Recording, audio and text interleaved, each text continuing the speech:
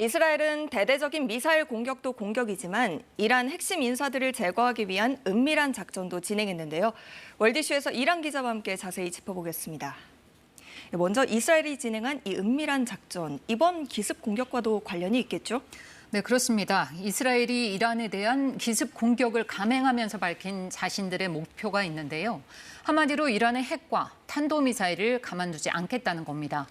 이스라엘은 그래서 처음부터 핵 관련 시설과 핵 과학자, 군부 요인 등을 목표물로 삼았습니다.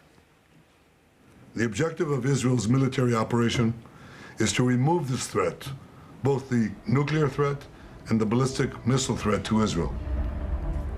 현지 시각 13일 새벽, 이스라엘은 작전명 일어서는 사자를 기습적으로 진행했는데요. 먼저 이란 핵 프로그램의 심장부인 나탄즈 핵시설 등을 타격했습니다. 핵무기 제조용으로 전환할 수 있는 고농축 우라늄이 생산되고 있어서 이스라엘이 공격 대상 1순위로 꼽았던 곳입니다.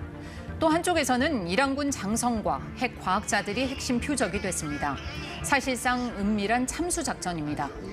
호세인 살람이 이란 혁명 수비대 총사령관과 모하마드 호세인 바게리 이란군 참모총장, 이란 군부의 투톱이 한날 암살됐습니다.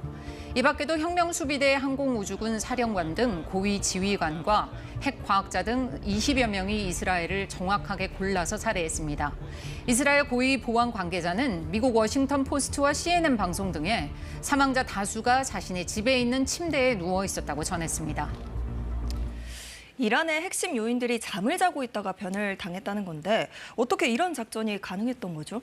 네, 맞습니다. 이란군 고위 장성들과 과학자들을 목표로 삼고 이스라엘이 정확하게 집을 공격했는데요. 이스라엘의 정밀 타격 직후 찍힌 사진들을 보면 바로 수긍이 되실 겁니다. 아파트 단지로 추정되는 곳인데 전체적으로 다른 건물들은 멀쩡하죠. 그런데 단지 내 특정 동의 특정 층 주변으로만 큰 구멍이 뚫렸습니다. 이란 요인의 거주지로 추정되는 이 주택 역시 외벽적으로 드론이 들어갈 정도의 크기가 구멍이 나 있고 폭발한 흔적이 있는데요. 무인기 등을 이용한 이른바 핀셋 암살입니다. 수년간의 정보 수집으로 주요 인물들의 거처를 정확히 파악하고 정밀 타격이 가능한 최신 기술이 있었기에 가능했던 일입니다. 은밀한 암살, 그 중심에는 이스라엘 모사드가 있었습니다. 모사드는 이스라엘의 정보기관인데 구체적으로 이번 작전에서 어떤 역할을 수행한 거죠? 네, 모사드는 해외 작전에 특화된 이스라엘 정보기관인데요. 정밀 타격에 나선 무인기는 이스라엘에서부터 날아온 게 아니고 처음부터 이란 영토에서 작동됐습니다. 그러니까 이번 작전이 시작도 되기 전에 이미 이스라엘의 무인기가 이란 전역에 숨겨져 있었다는 건데요. 모사드는 이 일을 위해서 수개월 전부터 드론 부품과 폭탄 등을 이란 내로 밀반입했다고 알려졌습니다. 또 몰래 들여온 드론 부품으로 이란 내 비밀기지에서 드론을 조립한 뒤에 드론 공격 부대를 만들었습니다. 지난 13일 새벽 작전이 개시되자 이란 전역에 숨어있던 모사드의 공격 드론은 일제히 솟아올랐고 주요 인사 거주지로 곧바로 날아갔습니다. 또 이런 무인기들은 작전 당일 이란 방공 미사일 기지 등을 공격하기도 했는데 모사드는 이례적으로 이 공격 영상을 직접 공개했습니다. 이란의 방공망을 무력화한 덕분에 이스라엘 공군기 200여 대는 100회 이상의 공습을 감행하면서도 피해를 입지 않았습니다. I think it's a very significant attack. I think the methods are innovative. They actually had elements on the ground inside Iran which were able to go after the air defense and 첩보 영화에서나 나올 법한 일인데 이 모사드의 작전이 성공할 수 있었던 이유는 뭐죠? 네, 모사드가 이란에서 오랜 기간 대규모 첩보원을 운영한 것이 작전 성공 요인으로 꼽히고 있는데요. 미국과 이란이 핵 협상을 진행 중일 때도 모사드의 이런 물밑 작업은 계속됐던 것으로 전해졌습니다.